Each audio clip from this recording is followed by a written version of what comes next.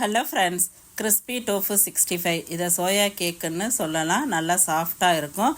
சோயாவை சின்ன ஸ்லைஸாக கட் பண்ணி எடுத்துக்கணும். சில்லி பவுடர், மஞ்சத்தூள், கரம் மசாலா, உப்பு, கொஞ்சம் தண்ணி சேர்த்து மிக்ஸ் பண்ணிக்கணும். கட் பண்ண சோயா ஸ்லைஸை எடுத்து மசாலாவை தடவிக்கணும். கேர்ஃபுல்லாக ஹேண்டில் பண்ணணும், இல்லைன்னா உடஞ்சிடும். சாஃப்டாக இருக்கிறதுனால இப்போ இந்த ஸ்லைஸை ஒன்று மேலே ஒன்று வச்சு கிராஸில் கட் பண்ணால் ட்ரையாங்கிள் ஷேப்பில் கிடைக்கும்.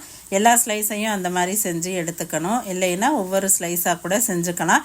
15 மினிட்ஸுக்கு அப்படியே இருக்கட்டும். அதுக்கிடையில் ஒரு பிளேட்டில் கார்ன்ஃப்ளவரு, சால்ட்டு, பெப்பர், கொஞ்சம் தண்ணி சேர்த்து திக்காக மிக்ஸ் பண்ணிக்கணும்.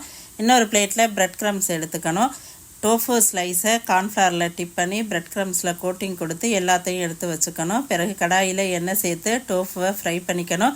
சூப்பரான கிறிஸ்பி டோஃபு 65 ரெடி. ரொம்பவே ஹெல்த்தியான ரெசிபி. கண்டிப்பாக ட்ரை பண்ணி பாருங்கள். தேங்க்ஸ் ஃபார் வாட்சிங். பாய்.